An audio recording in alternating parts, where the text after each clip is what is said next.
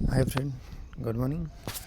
अब हम देखेंगे online SSC JE civil engineering या मैकेनिकल इलेक्ट्रिकल का जो फॉर्म अप्लाई करेंगे उसको हम कैसे ऑनलाइन अप्लाई करेंगे। एसएससी की जो नई वेबसाइट है, एसएससी की 2 वेबसाइट, एक पुरानी है एक नई है। जो न्यू वेबसाइट है उस पर जाएंगे, उस पर अपना जो वन टाइम रजिस्ट्रेशन किया है उसकी लॉगिन आईडी को लॉगिन करेंगे। उसके बाद में जूनियर इंजीनियर एग्जामिनेशन 2025 पर आ जाएंगे।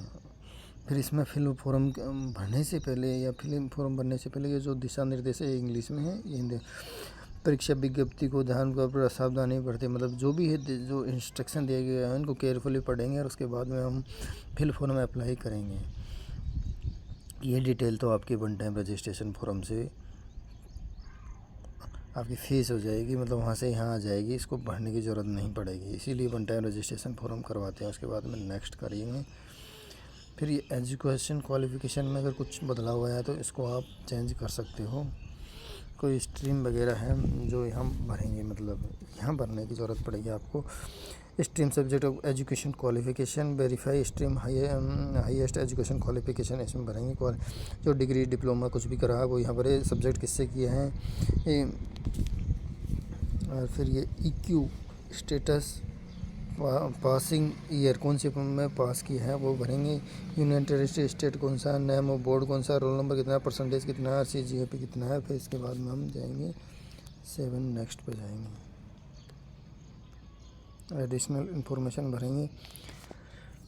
Whether you ex service man है तो यस करेंगे, अदरवाइज नो करेंगे। ज्वाइनिंग ऑफ आर्म फोर्स के बाद हम डेट डालेंगे। अगर आपने यस कराया है तो डिस्चार्ज डेट डालेंगे। लेंथ ऑफ सर्विस डालेंगे। हैव यू ऑलरेडी, अगर आपने सिविल सर्विस है उसमें तो उसमें यस करते हो तो ये उसके बारे में डिटेल भरेंगे। ज्वाइनिंग भरेंगे।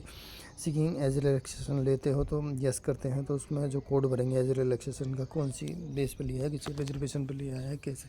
अगर आपने एक्स सर्विस मैन के लिए रिलैक्सेशन कोड लिया उसका यहाँ कोड डालेंगे। अगर आप DOPT के से अपने डाटा एक्सेस करवाना चाहते हो तो यस करिए, अदरवाइज नो कर दीजिए। अपने ऊपर डिपेंड करता है, इसमें कोई ज़्यादा बड़ा इशू नहीं है। यस करिए। 7 नेक्स्ट करने के बाद में हम आगे बढ़ेंगे।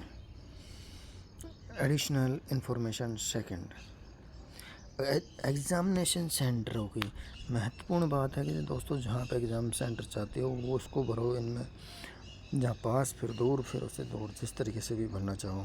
अगर आपसे 40% से ज़्यादा डिसेबिलिटी है तो यस करो। उसमें जो भी है नंबर वगैरह डालना पड़ेगा। अपलोड रिक्वायर्ड सर्टिफिकेट डालना पड़ेगा। फिजिकल एबिलिटी का स्क्राइब से ये है तो स्क्राइब की डिटेल डालनी पड़ेगी आपको।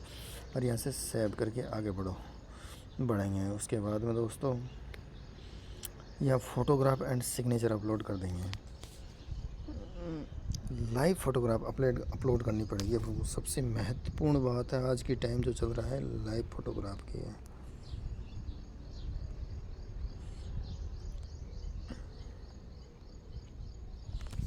Live photograph, capture a live photograph.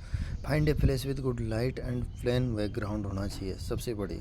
Ensure the camera at your eye level before capturing the photo, आँखों के सामने कैमरा होना। Position yourself directly front of the camera, look straight होता है। Ensure the face is fully inside the prescribe area, जो photo आता है उसके पूरे एरिया में और अपना चेहरा आना चाहिए।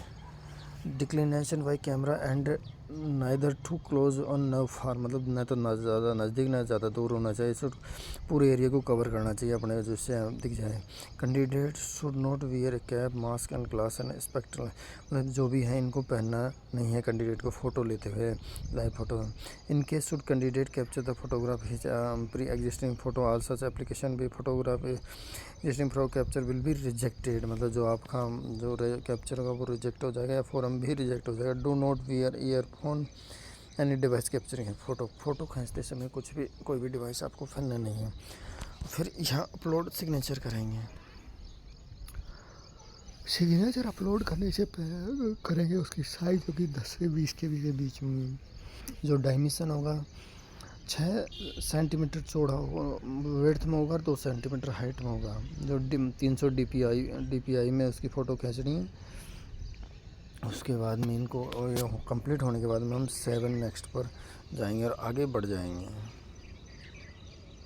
फिर यह डिक्लेरेशन करेंगे कि जो भी मैंने डिटेल वगैरह दी है, जो भी मेरे द्वारा कुछ भी यहाँ फॉर्म में भरते समय पूर्णतः सही है, उसमें कोई त्रुटि नहीं है, उसके बारे में दिया है, उसको एग्री करेंगे और जो ऊपर कैप्चर कोड दिया गया है उसको यहाँ भर देंगे और सबमिट बटन पर क्लिक करेंगे।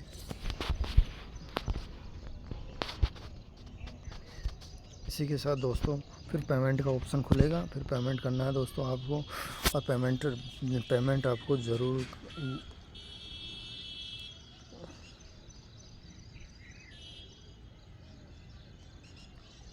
करना है, तभी आपका फॉर्म सबमिट होना चाहिए। थैंक यू दोस्तों।